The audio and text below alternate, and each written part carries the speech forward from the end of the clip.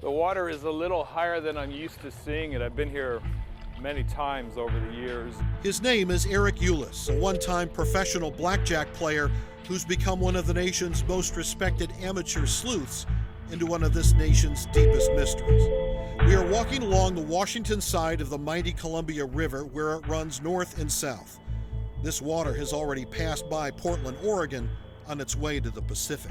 If you go out about 15 feet, that's the precise money find spot. The money find spot is now offshore. And this is the money, nearly $6,000 of badly deteriorated 20s found by a child and his family digging on a beach known as Tina Bar back in February 1980. That was 41 years ago, and so far is the only physical evidence found on the ground connected to D.B. Cooper. It was a man actually ticketed as Dan Cooper who notified the crew of Northwest Airlines Flight 304 from Portland to SeaTac airports saying he had a bomb. The initials DB stuck due to an error in a news story. At SeaTac, he demanded $200,000 in cash, 4 parachutes, a refueled airplane, and along with just the pilots, took off from SeaTac heading south, demanding the plane be flown to Mexico. But it was over Southwest Washington, wearing one of the parachutes, he had the back stairway unique to the Boeing 727 lowered and jumped into the rainy darkness of Thanksgiving Eve, 1971. There have always been competing theories. One of those theories was that D.B. Cooper landed in the wide Columbia River and drowned, and that's why the money washed up on Tina Bar. And most people would rather think that he got away with it, and they're reluctant to accept my theory that he drowned that night.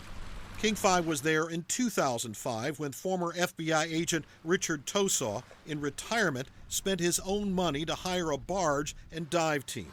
17 October, this is a search for Dan Cooper. Looking for evidence of the parachute, the bank bag holding the money, the briefcase holding what was thought to be a bomb, more likely a fake, or even remains of Cooper himself. The FBI and even Tosaw himself dug up the beach on Tina Bar looking for more cash, but beyond the 3 packets of money found with rotting rubber bands in 1980, nothing else was located. Ulis thinks they were looking in the wrong place.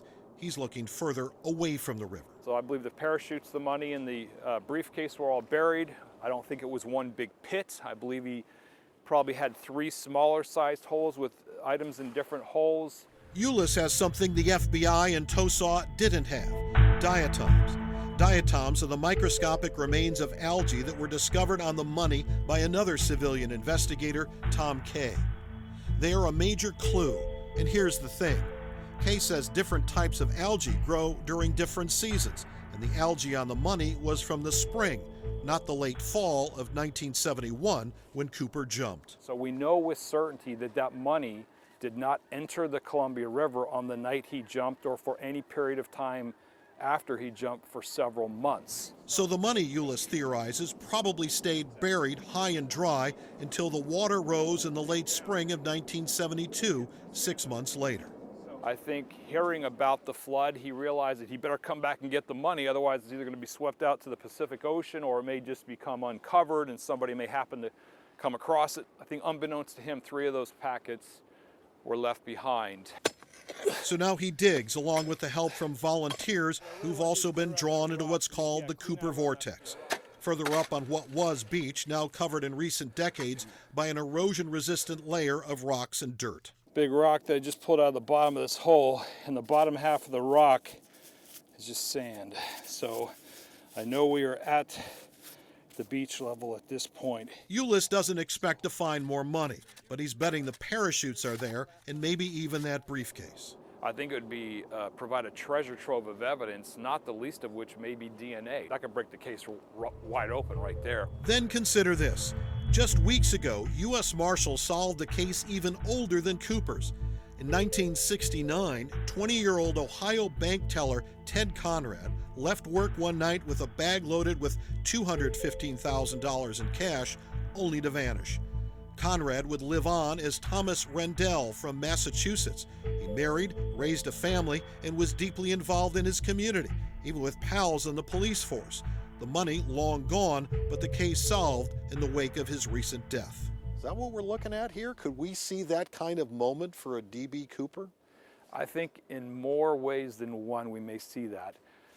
The one thing that I thought about when I heard the story about this guy is that illustrates perfectly well that D.B. Cooper, like this guy that robbed the bank, didn't have to be a black ops guy, didn't have to be a CIA project or anything of that nature.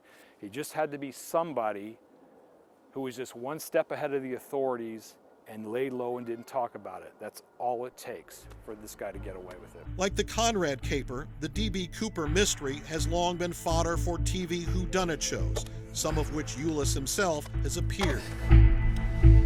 While these crimes have held our attention for a half century or more, nobody was murdered, no kidnapped child was involved, yet it sticks with many of us, including Eric Euless. Does it matter? Probably not, but it's just a really cool story. Near Vancouver, Washington, Glenn Farley, King 5 News.